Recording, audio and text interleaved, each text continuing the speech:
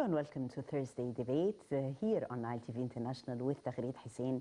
Well, tonight is a special night as Egypt celebrates Orthodox Christmas. So, in the first place, many happy returns to all Egyptians celebrating Christmas on that special occasion. May it bring all health, wealth, and blessings and love to all of you, our dear viewers, as the country celebrates Christmas. Well, tonight we'll be talking also another positive vibes beside the Eid, and we are assessing the monetary policy instruments and the need to utilize non-traditional tools in order to increase the effectiveness of the traditional monetary policy investments.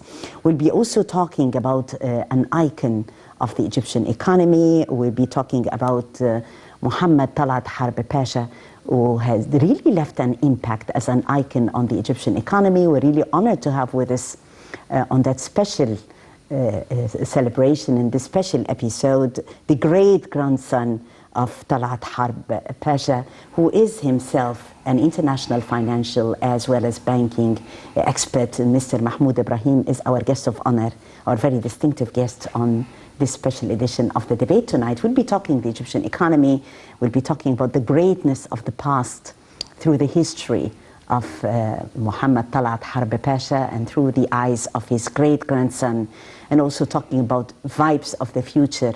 But first of all, let us congratulate Mr. Ibrahim, the Egyptians, all in all, on the occasion of Orthodox Christmas. Thank you so much for coming to Nile TV. Well, thank you very much, Taghreed, for receiving me. It's always an honor to come here. It's like a tradition since I started my interviews with Nile TV back in 2014, and especially for choosing this blessed evening, which is Christmas, Coptic Christmas Eve. So I want to seize this occasion to convey my very best wishes to all my Coptic friends across the globe. Yes, and Nile TV International has always been at the heart of the church. We congratulate His Holiness Pope Tawadros II, the Pope of Alexandria and the Holy Apostolic See of St. Mark on the occasion, and all Christians celebrating, all Egyptians celebrating Christmas. Let's watch together Nile TV and an earlier, also excerpts of an earlier interview that I had all the honor and pleasure to be hosting His Holiness Pope Tawadros II. Let's watch.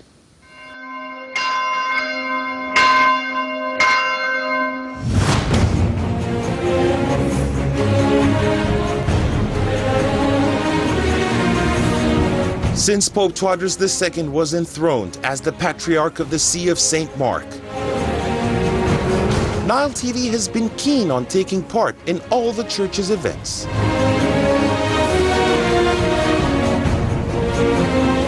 Nile TV gave a live coverage of the papal selection and the enthroning of the Pope.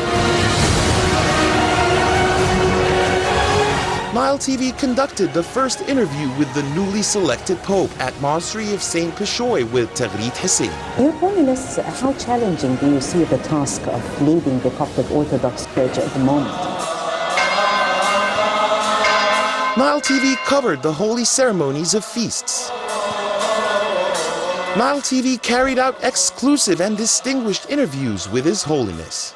قداستك دايما بتبعث بالأمل، يعني ليك أقوال شهيرة الحقيقة، ودايما بيكون في رسائل مضمونها وحدة الصف والنسيج الواحد. أنا والله ما هنساها لك قداسة. وطن بلا كنائس خير من كنائس بلا وطن. طبعا الوطن الأول يجي بعد كده كل حاجة تانية. Nile TV covered the inauguration of the Cathedral of Nativity and the Fatah al-Alim Mosque.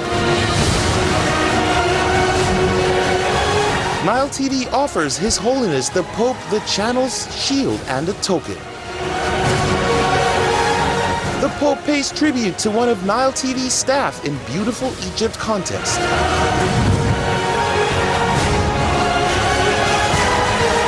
Nile TV is in the heart of the Coptic Church.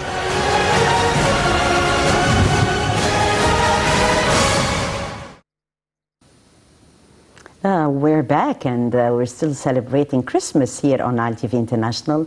And while talking Christmas vibes, we're talking also positivity concerning the Egyptian economy and how the government is determined in order to continue stimulating the economy and pumping large investments in the various sectors of this economy, in addition to maintaining a balanced fiscal and monetary policies, continuing the structural reforms and more. So on the positive note, Mr. Ibrahim, let's talk about how the government is really keen to re-energize the economy. It has been definitely a year which is very good for the Egyptian economy. The economy succeeded in registering the second highest economic growth rate in the world. That was at 3.6 percentage points according to the IMF. Absolutely.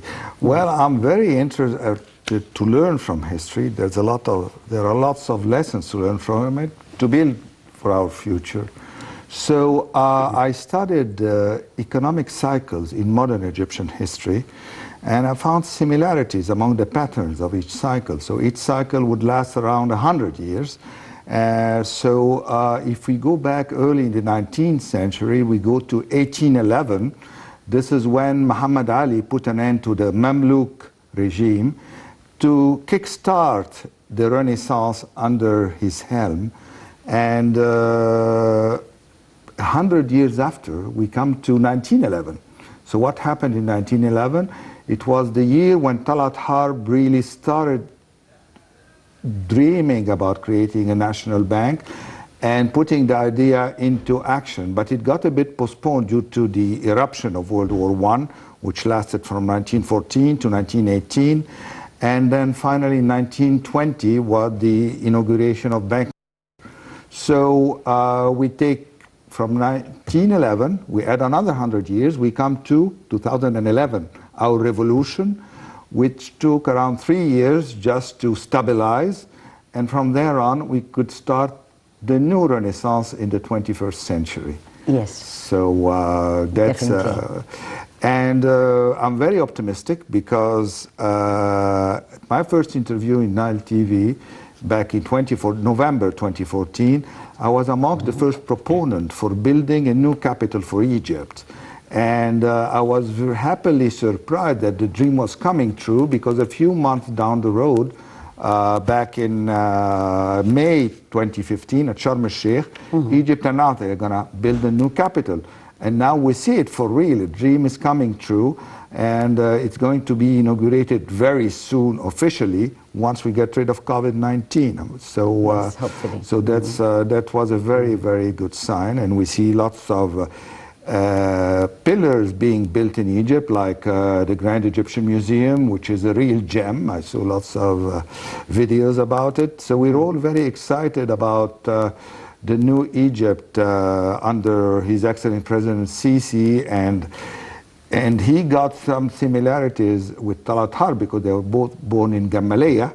And not only this, but they have the drive, the unwavering passion to achieve. Yes. And Egypt haven't seen such achievements since Talat Harb Pasha. Now we have His Excellency President Sisi achieving at a very, doing even quantum leaps for Egypt, for the image of Egypt, and we're getting back our position internationally. Yes. So I'm very happy and quite bullish about the Egyptian economy. Yes, positive vibes, as I said. What has happened in the Egyptian economy and how it sustained and how it has been able also to confront the challenges of COVID-19 drove international praise.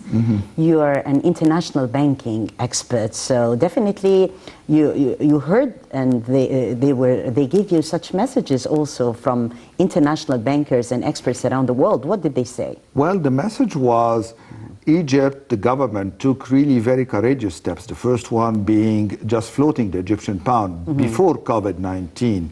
And tourism was reaching its peak, but we got COVID-19. It's a global pandemic, but so we're ready to, after this pandemic gets eliminated, I'm sure Egypt will witness the Renaissance at higher speeds. Yes, it will. Well, we've seen more and more achievements for the Egyptian economy, and from the Egyptian economy to speaking about an Egyptian icon and a pioneer in the history of Egypt and in the history of economy, Muhammad Talat Harb Pasha. And tonight we're very privileged to have the great-grandson of the Pasha. The Pasha has done a lot for Egypt, very patriotic, and he left a legacy that Nile TV International is paying tribute to. Let's watch together the legendary Kulthum and singing for a very historic song for the Pasha. Yeah. On a posthumous basis after his death, yeah. Yes. A sting that Nile TV International has produced specifically to honor Muhammad Talat Harb Pasha tonight, followed by the legendary Kulthum song, which is considered to be a real tribute to the Honorable Pasha. Let's watch.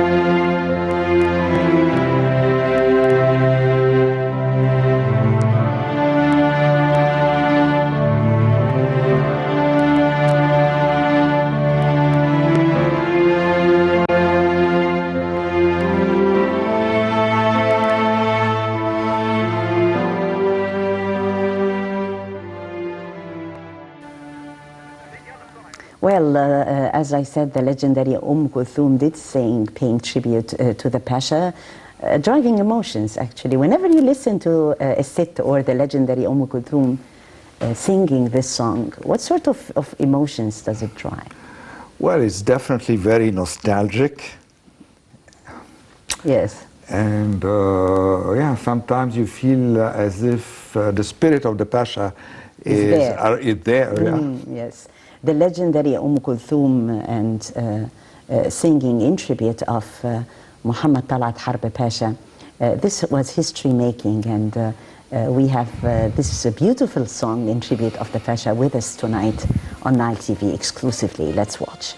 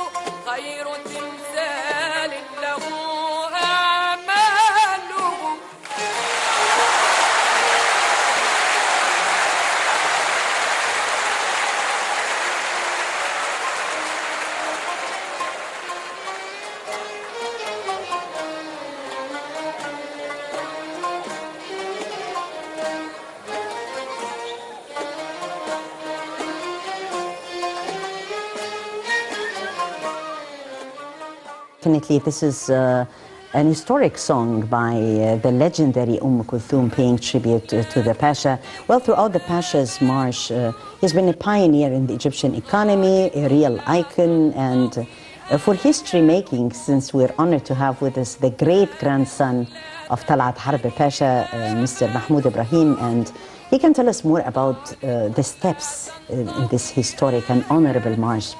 We know that King Fuad had bestowed the title Pasha to Talat Harb Pasha. That was in Al-Mahalla Al-Kubra. Absolutely. We can know more about this historic event and the memories that it drove. Well, it's King Fuad was really encouraging Egyptianization, but in a subtle way because of the British dominance at the time. Yeah. So he was very happy to see the Pasha with his entrepreneurial spirit creating a cotton, the beacon for the cotton industry in Egypt. So that was a historic moment, and during the inauguration, while he was leaving, the king told the Pasha, Mabruk ya Pasha. So yes, so bestowing the title with the congratulations. Congratulations. And beforehand, if you want to study the person of Talat Pasha, two currents really influenced his vision to the bank and his modus vivendi, the way he was living. So the first thing, it was Egypt and Egypt and Egypt. That's why he chose the logo of the bank to be Cleopatra. And Cleopatra means in ancient Greek, Cleo means pride and Patra, father. So the bank was the pride of the father. And from the same root, Patria, so it was the pride of the nation. And underneath it you will see the scarab, which is in ancient Egypt, it's called Khepr, which is the symbol of Renaissance and rejuvenation, hence the Egyptian Renaissance.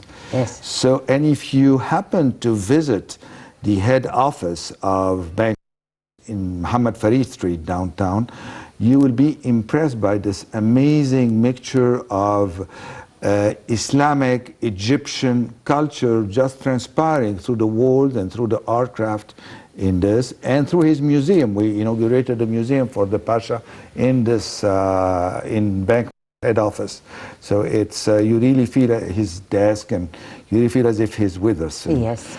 So that was the main influence. The second influence would be the French way of life and the French culture. Yes. Why? Because he graduated from law school French section. Yes. Hence, the official language of the bank was the Egyptian, that's for sure. But the second language was not English, it was French. That's why the bank was called Banque, written in French, and not Bank. And from the French culture, he got the French égalité, fraternité, liberté, égalité, fraternité, which is liberty, freedom. Liberty. So liberty. So he was here to free up the Egyptian economy from the monopoly of, because there were no Egyptian banks. Most of the companies were also foreign. So it was his duty and his vision to Egyptianize all this. So that's the liberty, freedom of the Egyptian economy. That's the main objective. Yes. After this comes égalité, equality. So he believed strongly in gender equality. That's why when Kulthum came to him and she was complaining about the record company she had a contract with, he told her, why don't you just break the contract? And she said, there is a penalty clause. He said, I'll pay it for you. And that's why though he died in 1941, Kulthum sang the song in 1957. Yes. There was a lot of loyalty then. Yes, after his death. Yeah. After so many years. So many years, yes. And Rosal Youssef also needed money. He gave her the money and she told him, how can I pay you back? He said, it's very simple. Put ads of bank and Mr. companies in your magazine over the next years, and this is how you're going to pay me back. So he believed in gender equality. And then fraternity, he believed in tolerance.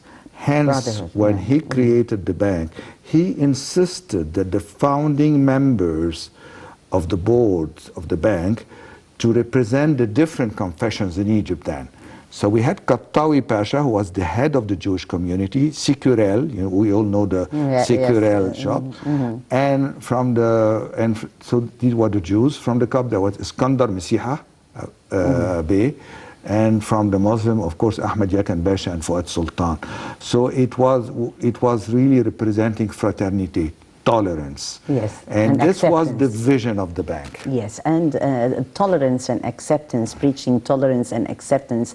Another step after King Fuad has bestowed upon Talat Harb Pasha the title of Pasha, King Farouk inaugurated later 2 statues for the Pasha. Absolutely, yeah. And those were very meaningful.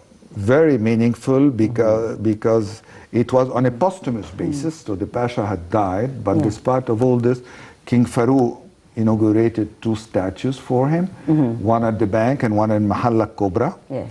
And after the revolution, President Muhammad Naguib, the first president of Egypt, went to Talat Pasha's mausoleum to pay tribute at his death anniversary. Yes.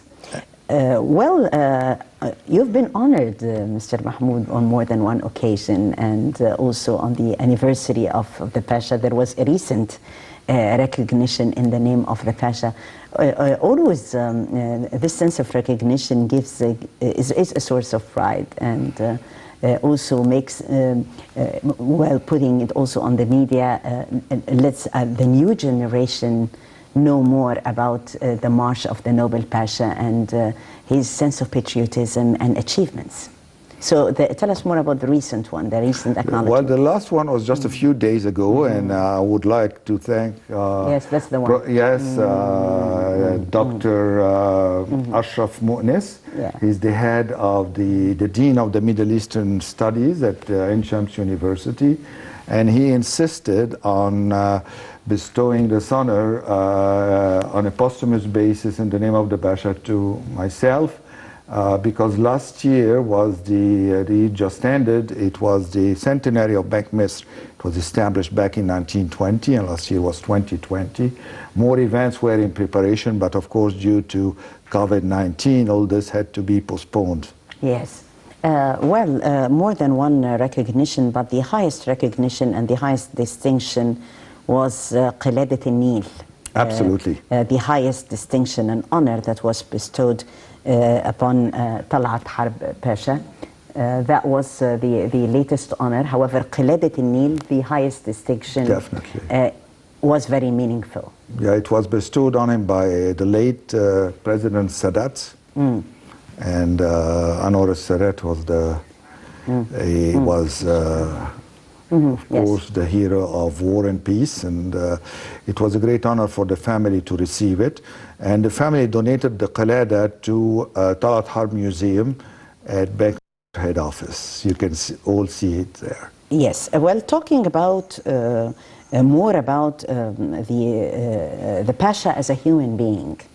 We know more about his professional career and about his passion for the economy and what he established. But to introduce the Pasha more to our viewers as a human being through his great-grandson, what would you say? Well, first of all, he tries to help to make sure his family is in good shape. So when my grandmother lost her husband back in 1938, so 2-3 years before the death of the Pasha, he insisted on having her with her children to his house, which is now in Abbasiyya at 365 Ramses Street, which is now Kulliyat Tarbiyya Nawaiya, Ain Shams University. Yeah. So I have photos of my mother in this house, and I went to visit it a few months ago. And hopefully a lot of restoration is underway, thanks to the effort of Mr. Muhammad Etrebi and Ain Shams University, of course. Yes. Well, talking about more about the nostalgia of having like a museum for the Pasha and his belongings, writing a book concerning his memories, about those ideas. Well, there was a museum established in the bank, and in this museum you could see the family donated the part of Kiswet al-Kaaba, the door of it, that was given to him by King Abdul Aziz, because at Al Saud, because at the time the Pasha helped finance the road between Jeddah and Mecca. So Yes, Egypt was here financing. beside one Saudi of the Arabia. statues. Yeah, this is in the boardroom of Bank Misra, was delivering a speech to the friends of Manial Palace and Prince Abbas. So that was November of 2019, before COVID-19. Before COVID, yes, before COVID, yes. More and more, of course, the history of Egypt and the iconic Pasha served the country, and he was passionate, as you've said, about the Egyptian economy, about the establishment itself. More than one history-making event during that time. If a book was written, and we are talking about the chapters of that book, what would emerge as very much prominent headlines in that book? Since he was very influenced by the way, most of the contemporary poets wrote poems on him. And namely Ahmad Shawqi, Amir al-Shu'ara, the Prince of Poets, and Abbas Mahmoud al-Aqad, and definitely the great author of the Prophet, Gibran Khalil Gibran. So for me it was a discovery, because I tried to immerse myself in the history, and I would love to see the poem translated so it could be distributed worldwide. Here in Saudi Arabia? No, here he's in Egypt, in Mahalla Kubra, showing Prince Faisal, who was king before he became king of Saudi Arabia, the different products of Misr for cotton and spinning, and so he was very keen on visiting these, and the Pasha was showing him around.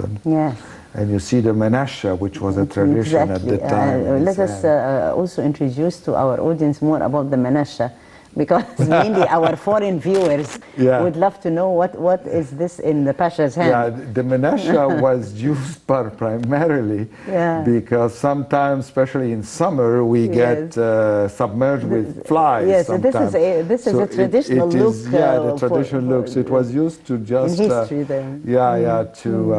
Just make the flies go away. And Well, and you could see this menasha. It's in his museum, by the way. Yes. Among the belongings. The family donated it. Who inspired the Pasha during his time? What sort of personalities did have an impact on him? About his parents and the way he was brought up, his upbringing.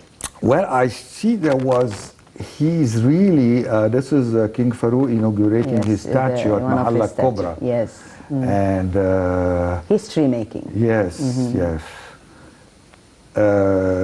When you could see there was a big gap between his family upbringing, which they gave him the religious base, but he built himself by himself.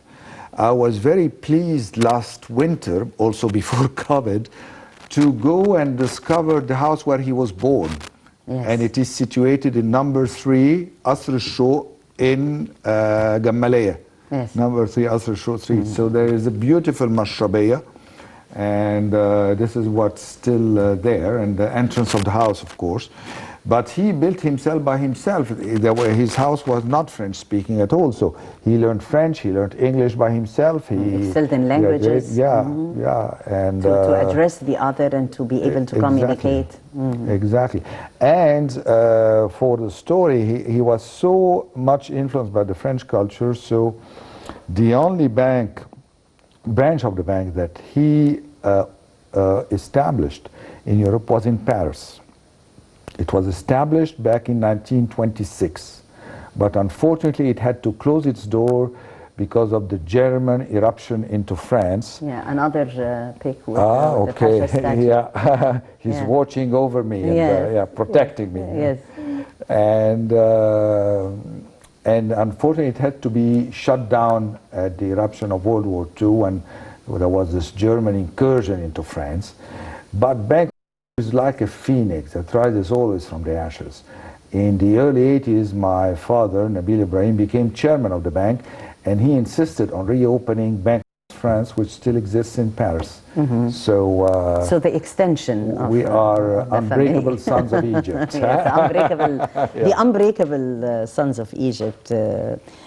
Ibn Masr is one of the beautiful songs that really brings about the nostalgia of the sons of Egypt who are unbreakable, and among them was definitely the Pasha, Muhammad Talat Harb Pasha. Let's watch. Well, it's very important to have a dream and to believe in a dream and to have a passion for a dream. And this is actually a lesson for the future generations. If they are going to track the marches like the March of the Pasha, definitely they can learn a lot. Having a dream and this dream coming true in his life, a march that is definitely worth of respect and contemplation. If there were messages for the future generations from the Pasha's march in history, what would you say? Dream to achieve. So you always have to have a dream, but you have to make sure that you are achieving it. Yes, and working on it. And working on it in an unwavering determination. Yes. Well, more than one step actually in the life of the Pasha and in the history of Egypt, or the personalities. You said, Mr. Mahmoud, that he was very much affected by the French culture.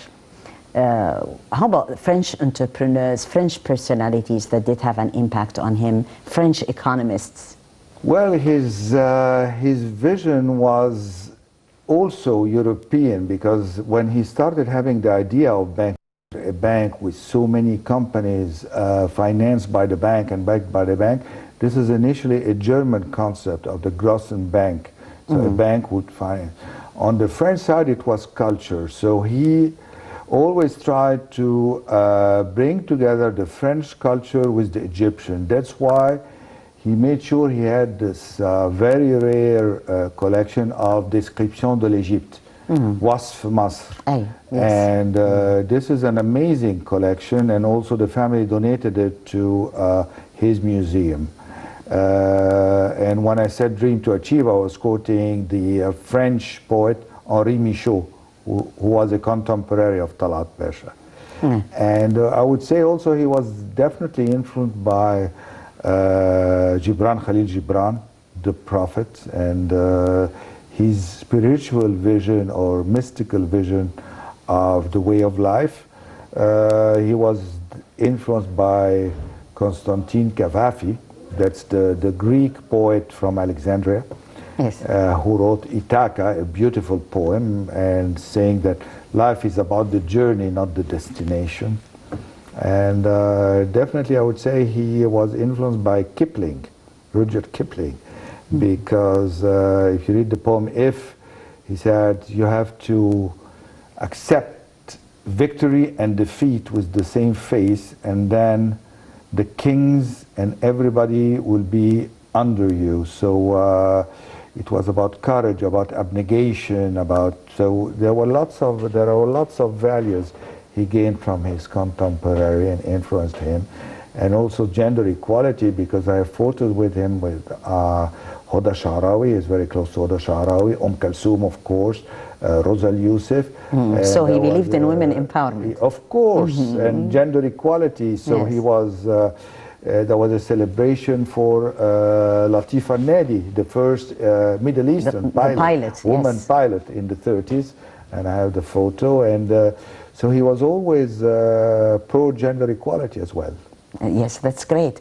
Well, major investments that were injected actually in the country to stimulate the economy, from the glory of the past to the glorious present, and to Egypt working day and night in order to achieve a better quality of life for all Egyptians, while maintaining a balanced monetary policy. Let's see the statements of Prime Minister Dr. Mustafa Madbouli in that respect. Let's watch.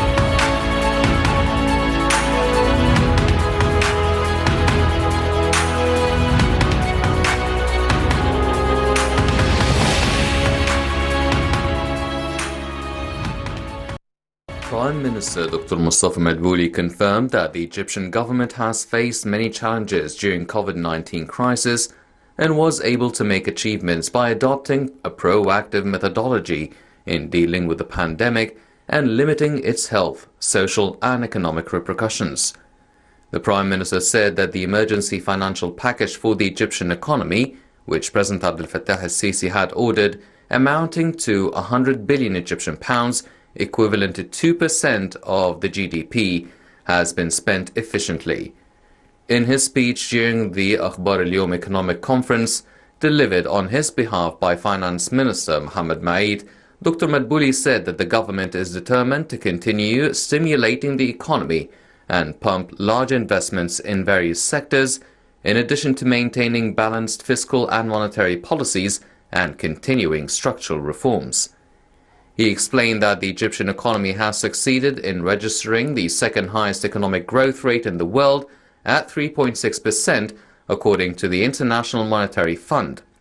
The government also reduced the debt-to-GDP ratio from 108% in the fiscal year 2016-2017 to 88% in the fiscal year 2019-2020, and achieved a surplus of 1.8% in the fiscal year 2019-2020. In other emerging countries, the rates of debt and deficit doubled, and their growth came in the negative. He added that Egypt, according to J.P. Morgan, is the only country in the Middle East and Africa that successfully concluded the annual cycle of reviewing the credit rating and retained the confidence of all three global rating institutions, Standard & Poor's, Moody's, and during one of the most difficult periods in the global economy. He stressed that the international praise, with the continuous improvement in the performance of the Egyptian economy, opens broad prospects for foreign investments in Egypt, including securities portfolios that have gained increasing interest from foreign investors.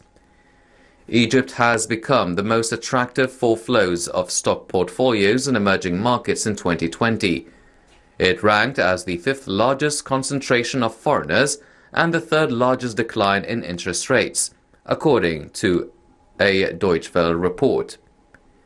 He indicated that the performance of the Egyptian economy continues, along with the recovery of production represented in the non-oil private sector, to overcome the negative effects of the novel coronavirus pandemic. The Purchasing Managers Index, which measures the performance of the 400 largest private sector companies in November, showed an improvement in the private sector confidence in the economic performance, making the general index record 50.9 points, which means it remains above the neutral level of 50 points.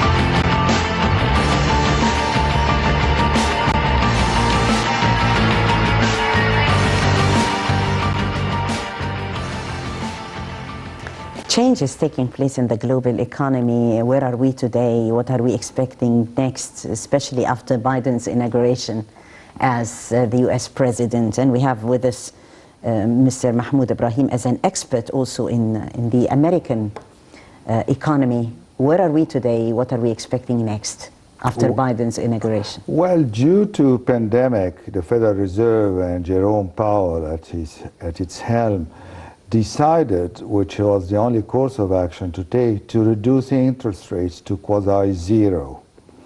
And Egypt should benefit from this. If they want to take a loan, to take it now at a fixed rate, so we can lock in low fixed rates. And on another side, which is very important for Egypt to tackle, would be to improve the credit rating. So the debt servicing cost for us will be reduced and the premium we pay would be reduced. And how can we do this? Well, I see a very imbalanced equation. For instance, if you take the public sector in Egypt, you have over 6 million civil servants serving over 100 million Egyptians, right? Whereas in the US, you have civil servants are close to 2.1 million serving 330 million. So there's something wrong. That needs to be addressed. And how can we address it?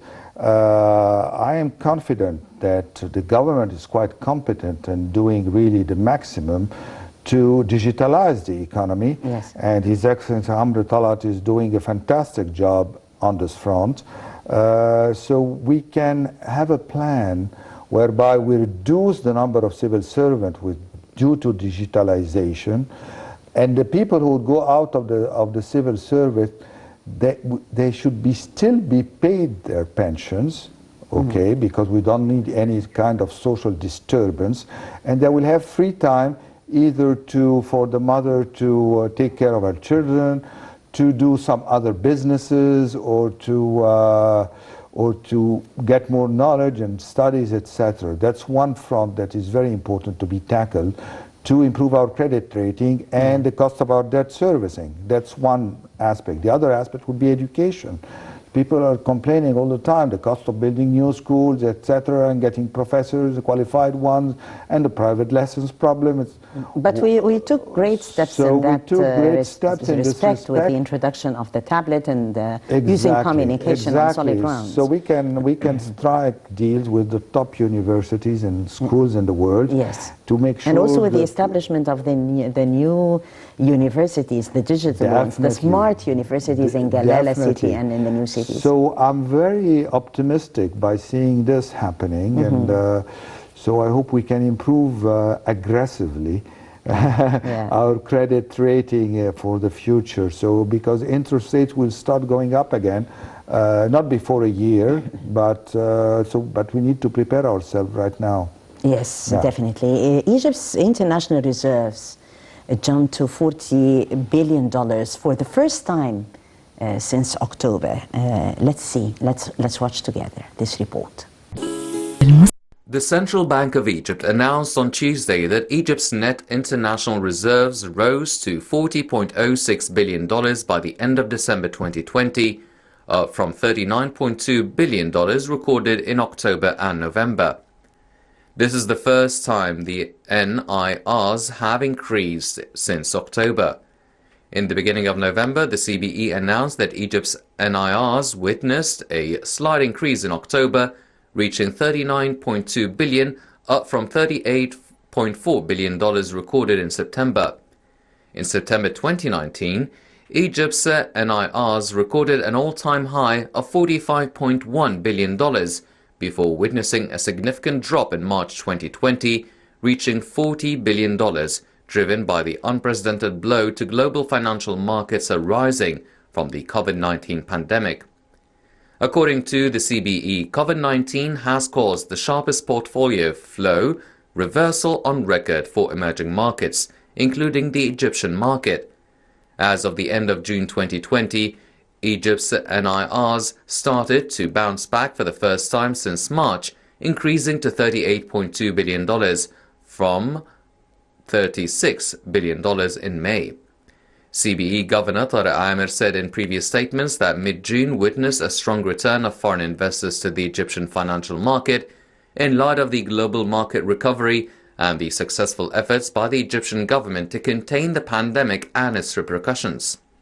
He also said that Treasury bill auctions have managed to attract 10% of foreign investments since June, adding that the Egyptian pound's performance against the US dollar has improved since the beginning of 2020 by 0.66%. Unlike other currencies in the emerging markets, Goldman Sachs said in a recent report that around $10 billion out of $20 billion returned to the Egyptian market after exiting it from March through June amid the onset of the COVID-19 pandemic. The report predicted Egyptian expat remittances would see an improvement that will enhance the country's NIRs, according to trading economics, macro models and analysts' expectations. Egypt's foreign exchange reserves are expected to reach $40.5 billion by the end of this quarter, ending in March. The report added that Egypt's foreign exchange reserves are expected to stand at $44 billion in 12 months' time and to jump to around $45.2 billion in 2022.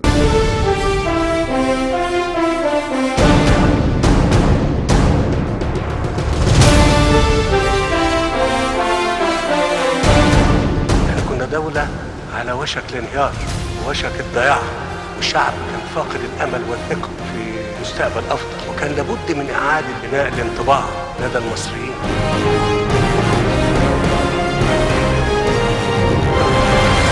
بعد 5 سنين بفضل الله سبحانه وتعالى وبفضل شعب مصر وتضحياته احنا في موقف ووضع تاني خالص.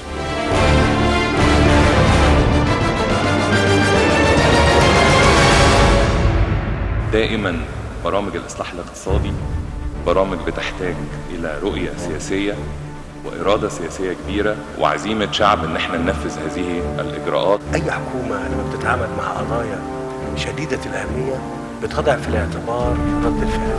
مفيش إصلاح حقيقي من غير تكلفة، عشان كده مصر وهي بتضع برنامج الإصلاح في وقتها يمكن وضعت أكبر حزمة اجتماعية في تاريخها، لأن احنا عارفين إنه الحماية الاجتماعية الحقيقية هي توفير فرص العمل. كام مليون بيشتغل في كل مشاريع الدولة من أقصى الصعيد لغاية اسكندرية، ما يقلش عن 5 مليون. احنا وفرنا تقريبا في حدود 900 ألف فرصة عمل سنويا، ودي الحماية الاجتماعية الحقيقية اللي فعلا بنوفرها أو بنوفرها للمواطن. هو ده اللي مخلي المواطن النهاردة عنده أمل ويتحمل ويتقبل أي إجراءات إصلاحية لأنه شايف النهاردة في أمل. رد فعلكم على الإصلاح الاقتصادي كان محل تقدير واحترام شديد ليا، كان شرف ليا، تحملكم شرف.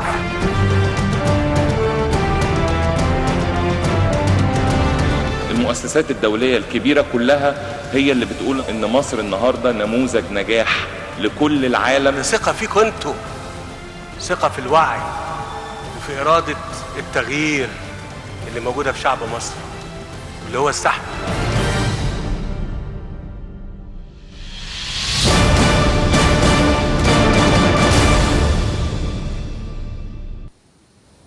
We're always talking about thinking out of the box and like going away from the conventional means, and at the same time talking through seeing the different projects all over the country. Egypt has achieved a lot. We were talking together about the new cities that further attract foreign direct investments to the country, and the new administrative capital, the cathedral there, Nile TV was there shooting. And also we had all the honor of having an exclusive at Al Galala New City. This has been definitely very positive vibes for the country, an international city on Egyptian soil. So tomorrow is definitely better quality of life for Egyptians. I'm sure, because Egypt started thinking not out of the box, but Egypt burnt its box, and it enjoyed watching the fire under President Sisi. Yes. So we're very keen on getting things done with a lot of creativity and not in the conventional way, like the revolution we're seeing in digitalization and with the new cities. We cannot just stay like this and see the whole world just evolving. Yes, and coping with the pace of the whole world is very important. To keep pace with what is happening, with the sense of digitalization happening worldwide. And how about digitizing the economy? I think it's a sine qua non condition for development. I mean, now you have companies in the US, now you have digital health as well. Companies like Teladoc, and you go on screen and you consult with your doctor. You don't need to move physically.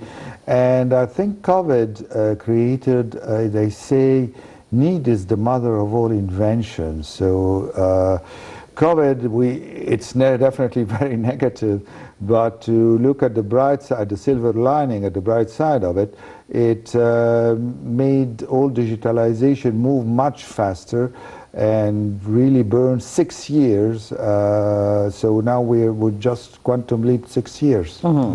Yes, definitely. The need is the mother of invention. Yeah, I do most of my meetings with Zoom. I mean, that was not conceivable a year ago. Right. Well, lots of positive vibes on this special episode. We talked the Egyptian economy. We talked more about the march of the icon, Muhammad Talat Harb Pasha, and congratulations once again on the occasion of Orthodox Christmas as Egypt celebrates. I thank you so much, Mr. Mahmoud Ibrahim, international financial and banking expert, for joining us on this exclusive interview on Nile TV International. And also thank you for the exclusive gifts like Kulthum song that you have dedicated to Nile TV, and that beautiful song that the legend did sing for the Pasha, also the legendary photos of the Pasha, and that noble historic march of an icon of the Egyptian economy. I thank you so much for coming. Thank you very much for making it happen. Thank you so much, Mr. Mahmoud, and I thank you, dear viewers, for joining us. That was Taghreed Hussein on the Daily Debate Thursdays. Many thanks for watching.